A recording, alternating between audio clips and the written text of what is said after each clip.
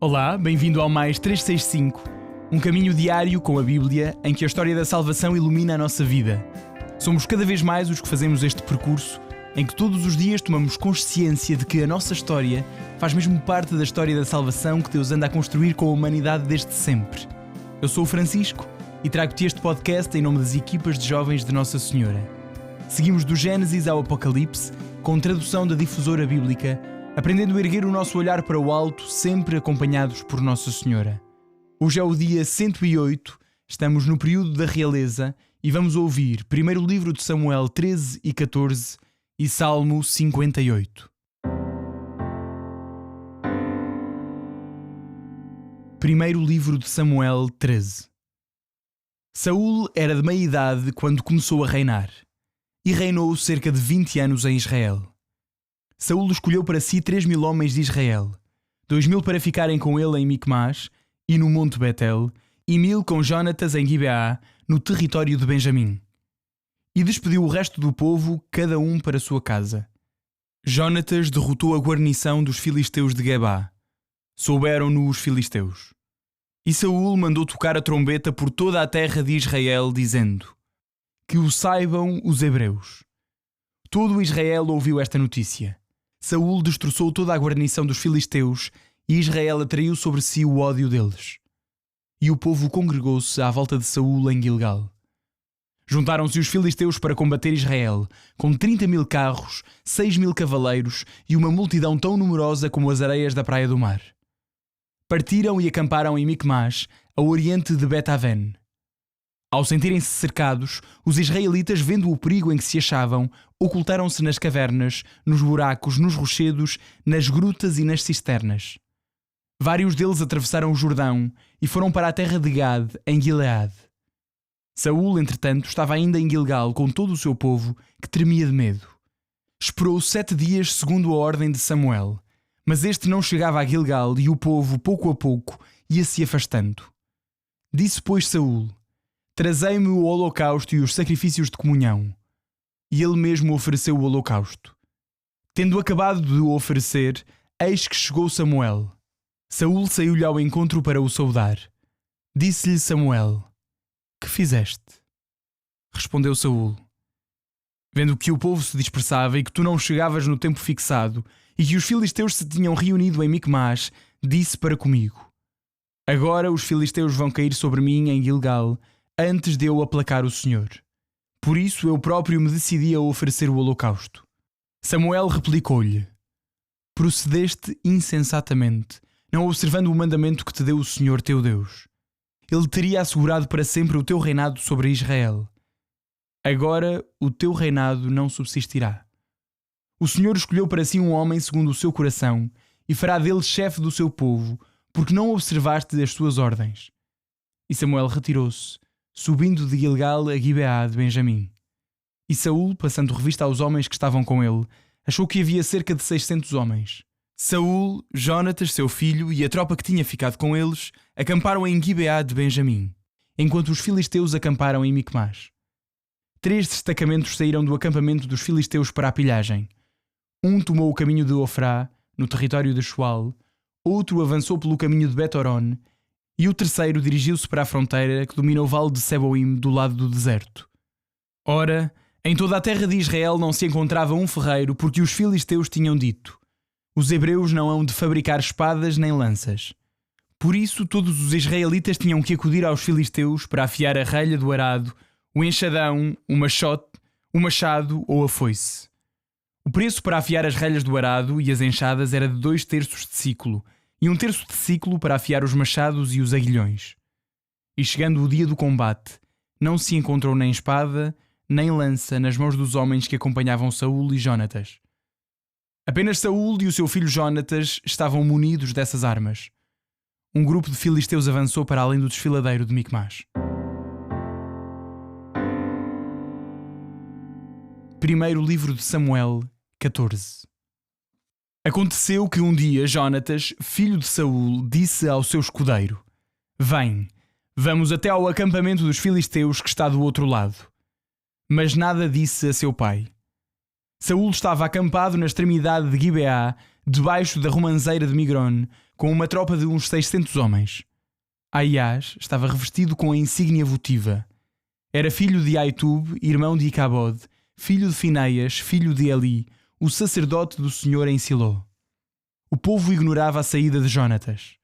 No desfiladeiro que Jonatas tentava atravessar para atingir a guarnição dos filisteus, havia altos rochedos denteados, de um lado e de outro, um dos quais se chamava Bossés e o outro Sené. Um destes elevava-se em frente de Micmas pela parte norte e o outro ao sul do lado de Gibeá. Disse, pois, Jonatas ao escudeiro: ataquemos a guarnição desses incircuncisos. Talvez o Senhor combata por nós. Na verdade, ele tanto pode dar a vitória com poucos como com muitos. O escudeiro respondeu: faz o que te aprouver, que eu te seguirei por toda a parte. Disse-lhe Jonatas: marchemos então contra esses homens, deixando-nos ver. Se nos disserem: esperai até que nos aproximemos de vós, ficaremos no nosso posto e não avançaremos. Se porém nos disserem: subi até nós, avançaremos, porque este será o sinal de que o Senhor os entregou nas nossas mãos. Isto nos servirá de sinal. Logo que foram descobertos pela guarnição dos filisteus, estes disseram: eis os hebreus que saem das cavernas onde se tinham escondido. E os homens da guarda gritaram a Jonatas e ao escudeiro: vinde até nós, pois queremos mostrar-vos uma coisa. Jonatas disse ao escudeiro: vem comigo, porque o Senhor os entregará nas mãos de Israel. Subiu, pois, Jonatas trepando com as mãos e os pés, seguido do escudeiro. Os filisteus caíam diante de Jonatas e o escudeiro acabava de os matar atrás dele. Este primeiro massacre que fez Jonatas e o escudeiro foi de uns 20 homens no espaço de meia geira de terra. Espalhou-se o pânico no acampamento, no campo e entre todo o povo. A guarnição e o corpo de choque ficaram aterrorizados. A terra tremeu e originou-se um temor imenso. Entretanto, as sentinelas de Saul, que estavam em Gibeá de Benjamim, viram a multidão de fugitivos que se dispersavam por todos os lados. Saul disse aos que estavam com ele: fazei a chamada e vede quem saiu do nosso acampamento. Fez-se a chamada e verificou-se a falta de Jonatas e do escudeiro. Saul disse a Aias: traz a insígnia votiva e a arca de Deus. Com efeito, nesse dia, a arca de Deus estava entre os israelitas. Enquanto Saul falava ao sacerdote, o tumulto no acampamento dos filisteus aumentava cada vez mais. Saul disse ao sacerdote: retira a tua mão. Saul e todo o povo que estava com ele foram até ao lugar do combate.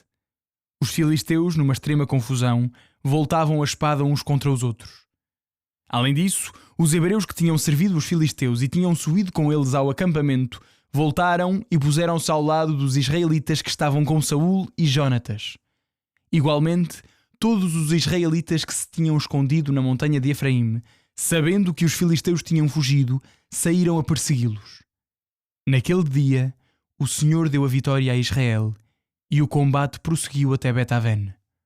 Os israelitas estavam extenuados, porque Saul obrigara o povo com juramento, dizendo: maldito seja o homem que tomar alimento antes do anoitecer, antes que eu me tenha vingado dos meus inimigos. Por isso, ninguém do povo comeu nada. Toda aquela multidão de gente tinha entrado na floresta. À superfície do solo havia mel. O povo entrou, pois, na floresta, e eis que o mel corria. Mas ninguém ousou levá-lo com a mão à boca para não violar o juramento. Jonatas, porém, ignorava o juramento com que o pai obrigara o povo. Estendeu a ponta do bastão que tinha na mão, molhou-a num favo de mel e levou-a à boca. Então recuperou o vigor dos olhos.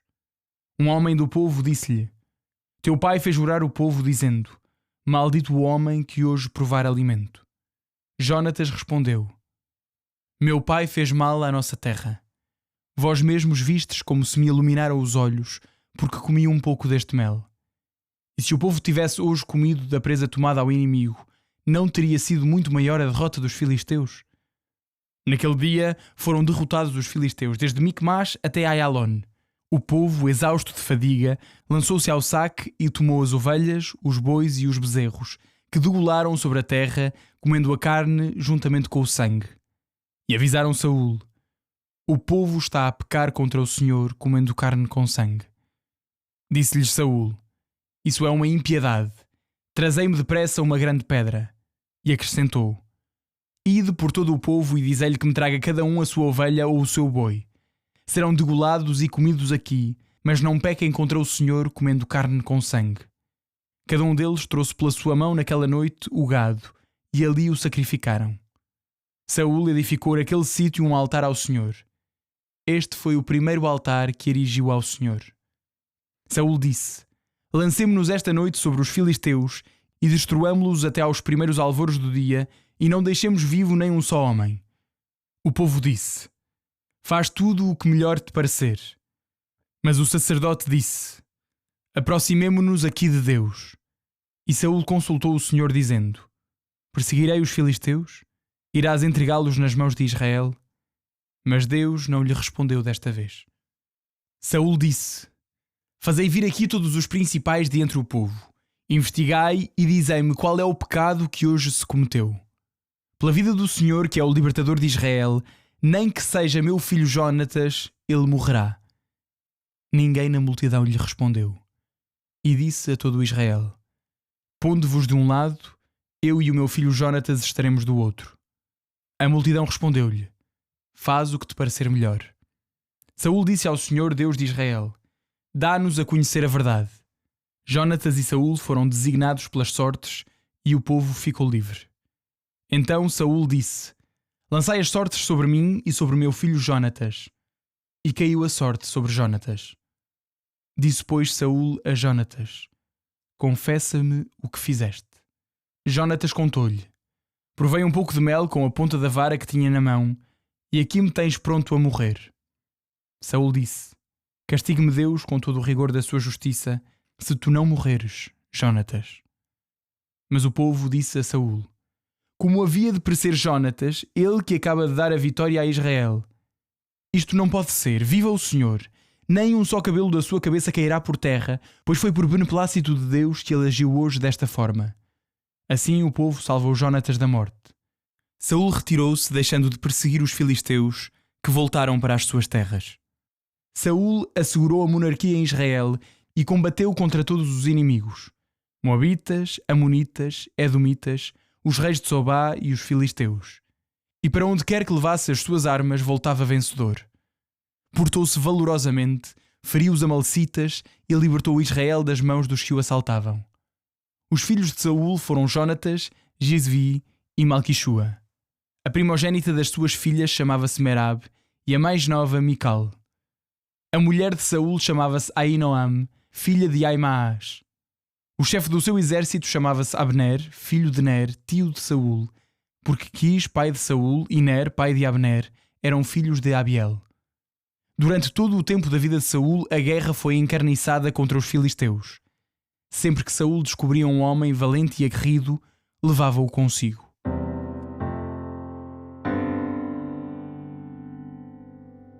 Salmo 58. Ao diretor do coro, segundo Não destruas, de David, elegia. Será que decidis com justiça ou altos poderes? Será que julgais os humanos com retidão? Em vez disso, em vossos corações forjais a falsidade e com as vossas mãos sustentais a violência no país. Os ímpios extraviaram-se desde o seio materno, os que dizem mentiras erraram desde o seu nascimento. O seu veneno é como o das víboras, fazem-se surdos como as serpentes, para não ouvirem a voz dos encantadores, dos magos peritos em sortilégios. Ó Deus, quebra-lhes os dentes. Arranca, Senhor, os queixais a esses leões. Desapareçam como as águas que correm, quando atirarem flechas que as encontrem quebradas. Que eles passem como o caracol a desfazer-se em baba e como um aborto que não viu a luz do sol. Antes que as suas marmitas sintam o calor da lenha verde ou seca, que um furacão os lance para longe. O justo há de alegrar-se ao ver-se vingado, e no sangue do ímpio lavará os pés. E os homens dirão: Sim, existe recompensa para o justo. De facto, há um Deus que faz justiça sobre a terra.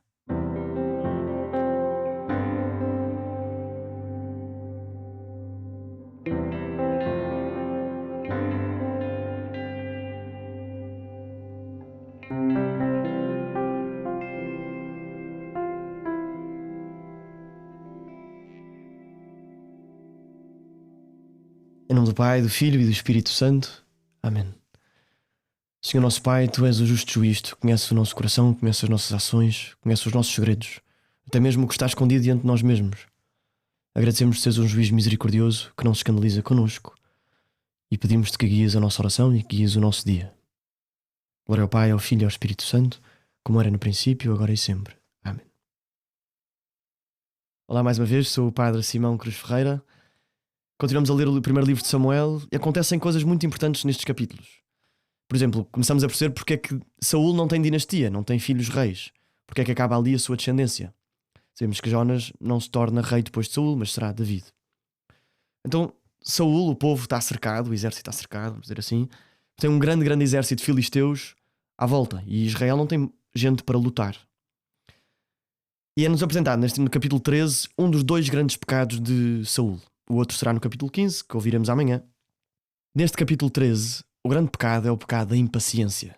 Diz o texto: Saúl esperou 7 dias, segundo a ordem de Samuel, que era para oferecer o sacrifício, mas este não chegava a Gilgal, e pouco a pouco o povo ia-se afastando. O povo não esperou para fazer o sacrifício, e era preciso esperar por Samuel. E então Saúl, que não era sacerdote, relembremos que só os levitas, só da tribo de Levi é que podiam oferecer o sacrifício como sacerdotes. Saúl, que era rei, ungido, certo, mas não era sacerdote, chega-se à frente. E este é o pecado da impaciência, porque não espera. É curioso, mal ele faz o sacrifício, chega Samuel, mesmo no timing, não é? Faz lembrar, no capítulo 32 do livro do Êxodo, que já lemos, o grande pecado de Israel, tirando Adão e Eva e a Torre de Babel, mas o grande pecado, o grande paradigma de pecado é o bezerro de ouro. E como é que começa o pecado do bezerro de ouro, não é? Moisés vai ao monte, sobe ao monte para ir buscar as tábuas da lei, e o início do capítulo 32 diz: vendo que Moisés demorava a sair do monte, eles depois fizeram um bezerro de ouro. Impaciência. Mas o núcleo do pecado de 1 de Samuel 13 não é só impaciência, é também a autonomia diante da palavra de Deus. Sou eu que decido. É a instrumentalização do culto. O culto serve para mim e quando sou eu a decidir quando é que vale. E por isso também uma confusão de papéis, de rei e de sacerdote. Há uma dupla desobediência aqui. Saúl recusa esperar por Samuel, como instruído no capítulo 10, versículo 8, e como leigo e não da tribo de David, está proibido oferecer o sacrifício na liturgia. É como se hoje em dia o padre está atrasado, então há um leigo que chega à frente e vai celebrar a missa. Sabemos que não faz sentido. De acordo com a Torá, o rei de Israel tem de submeter à palavra de Deus. Até mesmo o rei tem de submeter à palavra de Deus. E apenas os sacerdotes levíticos estavam autorizados a oferecer o sacrifício a Deus. Então há a profecia: porque desobedeceste às indicações dadas por Deus, a tua dinastia acabará contigo. Deus já escolheu um sucessor e não é Jónatas. E por isso a Saúl é negada uma dinastia. O Senhor ofereceu-lhe tornar a sua família uma família real para sempre, mas a sua desobediência faz com que ele seja o primeiro e o último rei da sua dinastia, ainda que ele continue como rei. Saúl não desiste por aqui. Podia ter abandonado, ter-se escondido outra vez no meio da bagagem, mas não desiste. No capítulo seguinte temos Jónatas. Bem, o povo está cercado, não é? Não há espadas. Os filisteus acabaram com os guerreiros, eram os grandes fazedores de armas, e o exército de Saúl está em grande desvantagem pela falta também de armas. Os filisteus tinham este monopólio desta arte de fazer armas. Como consequência, o seu armamento era muito inferior ao dos filisteus. E por isso, só há 2 espadas. Imaginem um grande combate em que de um lado só há 2 espadas. Era a espada de Jónatas e a espada do rei Saúl. E Jónatas está disposto a ir lutar uma batalha que mais ninguém está disposto. E são 2 e vencem 20.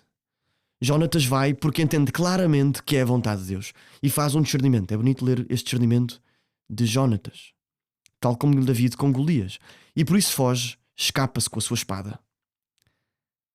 É curioso ver já aqui umas parecenças, nós que já conhecemos um bocadinho a história de David, parecenças com a história de David e de Jónatas. Eles têm o mesmo coração. Vamos lutar contra os inimigos.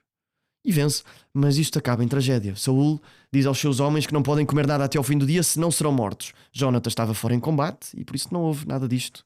E come, ninguém o avisa. E Saúl descobre que é Jónatas e tinha feito a promessa de que ia matar quem incumprisse esta ordem do rei. E por isso Saúl quer matá-lo, seguindo a sua palavra. Mas é o próprio povo que defende Jónatas.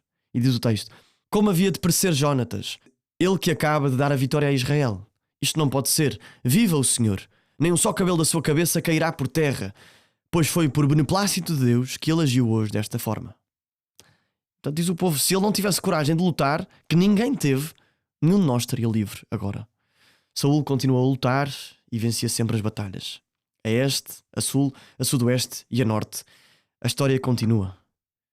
Mas o centro não muda. O centro é obedecer e escutar. Vai ser sempre a luta ou a decisão entre escutar e não escutar, obedecer e não obedecer a Deus. Nós damos graças, Senhor, por este dia, por esta palavra, porque nos voltas a centrar no essencial da fé, no essencial desta leitura, no essencial da nossa vida. Ouvir-te, escutar-te e obedecer-te. Até amanhã, se Deus quiser.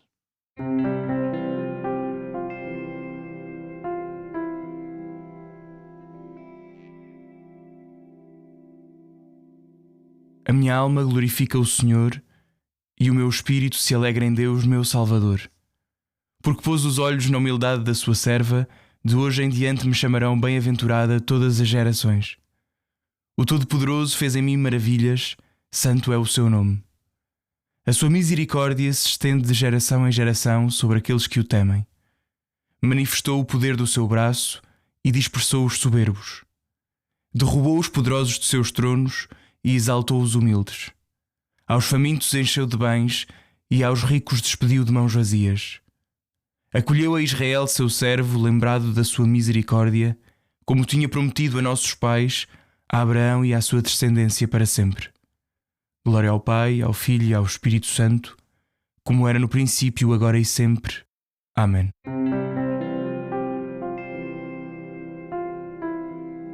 Final do dia 108. Mais um dia a conhecer um Deus que está ao nosso lado e combate connosco. Um abraço em Cristo. Até amanhã.